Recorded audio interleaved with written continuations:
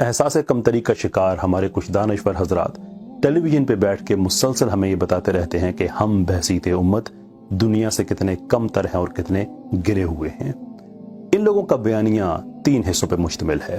पहला ये कि बहसीत उम्मत ही हम दुनिया से बहुत पीछे हैं, लेकिन उम्मत को जब ये मजमूई तौर पे मलाइन करते हैं और इनकी तवज्जो अगर उन हकाइक की तरफ दिलाई जाए जिनमें ये चीज़ वाज़े है कि हमारा भी एक सुनहरी दौर गुजरा है जिसमें हमने दुनिया के बड़े बड़े दानिश्वर पैदा किए हैं, बड़े बड़े फिलोसफर्स, बड़े बड़े फिजिसिस्ट, बड़े बड़े साइंसदान पैदा किए हैं, तो फिर ये पैंतरा बदल के 2 चीज़ें और कह देते हैं।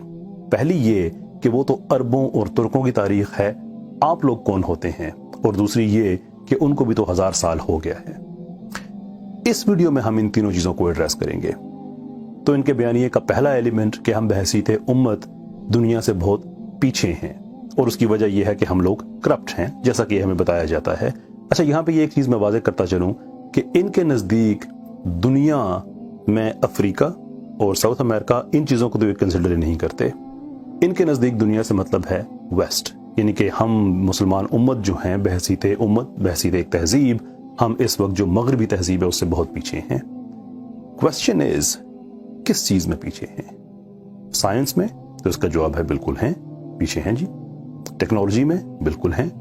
लेकिन इसके साथ साथ बहुत सी ऐसी चीजें हैं जिसमें हम ये समझते हैं कि हम पीछे नहीं हैं, इनफैक्ट हम काफी आगे हैं, यानी कि हम इज्तिमाइयत वाले लोग हैं, इनफरादियत पर यकीन नहीं रखते। आप किसी मुसलमान मुल्क में चले जाएं, किसी से पूछ लें कि आपके वालिद का क्या नाम है, तो वो बिला झिझक बता देगा। I am not entirely sure कि वेस्ट में ऐसा मुमकिन रहा है। जो यंगर एज के लोग हैं, मैं उनकी बात कर रहा हूं। सो इन अदर वर्ड्स, जब हमें ये बताया जाता है कि हम पीछे हैं, तो ये लाजमी सवाल बनता है कि हमें उस एस्पेक्ट के बारे में बताइए जिसमें हम पीछे हैं। बेहतरी की गुंजाइश बिल्कुल मौजूद है, लेकिन कम से कम अपने बयानिए को वाज़ेह तो करें। दूसरी ये बात कि ये जो हमारा ग्लोरियस पास्ट है, जो गोल्डन एज है, वो तो तुर्कों की है, वो तो अरबों की है, तो हम सब कॉन्टिनेंट के लोग उसे क्लेम क्यों करते हैं?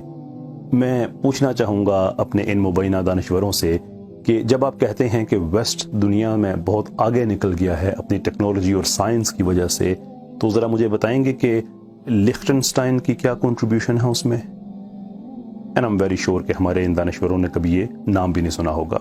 लिख्टेनस्टाइन यूरोप का एक छोटा सा मुल्क है। द पॉइंट इज कि जब हम किसी तहजीब की बात करते हैं तो हम मजमूई तौर पे उसकी बात करते हैं, उसके इनफरादी छोटे छोटे टुकड़ों की बात नहीं करते। 50 के लगभग मुल्क है यूरोप में, 50 के लगभग। यूरोप के अलावा इसमें अमेरिका है, कनाडा है, न्यूजीलैंड है, साउथ अफ्रीका है, ऑस्ट्रेलिया है, यानी कि जिसे हम मगरबी तहजीब कहते हैं। इसका मतलब ये नहीं कि वो जोग्राफिकली मगरब में रहते हैं, दुनिया में कहीं भी रह सकते हैं, लेकिन हम उस तहजीब की बात कर रहे हैं। तो क्या सब के सब मगरबी मुल्कों ने यकसा तौर पर उसमें कंट्रीब्यूट किया हुआ है?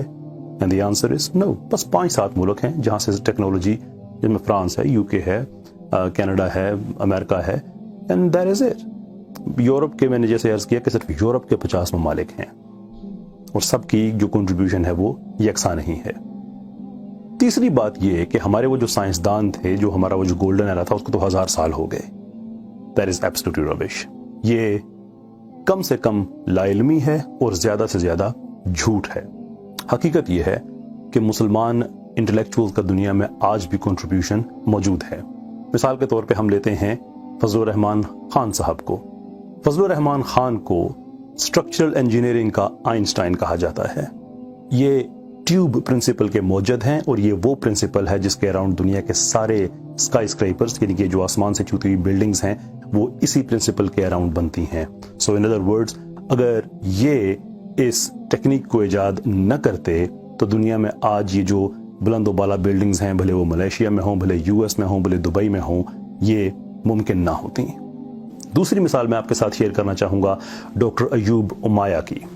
डॉक्टर उमाया मियां चनू में पैदा हुए और ये उमाया रेजरवा के मौजूद हैं।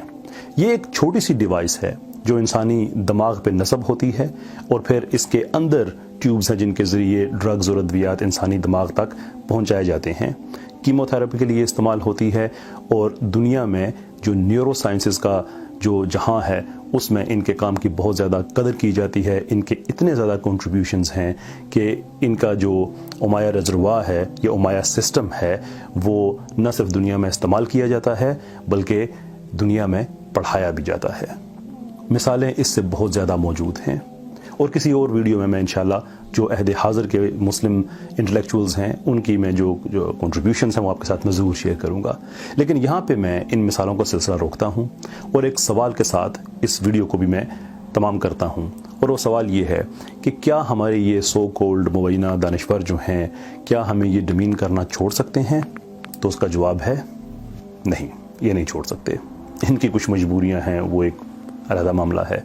सवाल ये है कि उसके रिस्पॉन्स में हम क्या कर सकते हैं, और जवाब ये है कि हम तहकीक कर सकते हैं, हम जवाब दे सकते हैं। देखिए, दुनिया में कभी भी बुराई इसलिए नहीं फैलती कि वो अच्छाई से मजबूत हो जाती है, बल्कि वो इसलिए फैलती है कि अच्छे लोग खामोश होके घरों में बैठ जाते हैं। It is our job, it is my job, it is your job कि हम भी तहकीक करके ना सिर्फ जो हमारा कंट्रीब्यूशन है वो इनके सामने रखें, बल्कि साथ साथ अपना भी कंट्रीब्यूशन दुनिया में पेश करें। बहुत बहुत शुक्रिया आपका। अस्सलाम वालेकुम।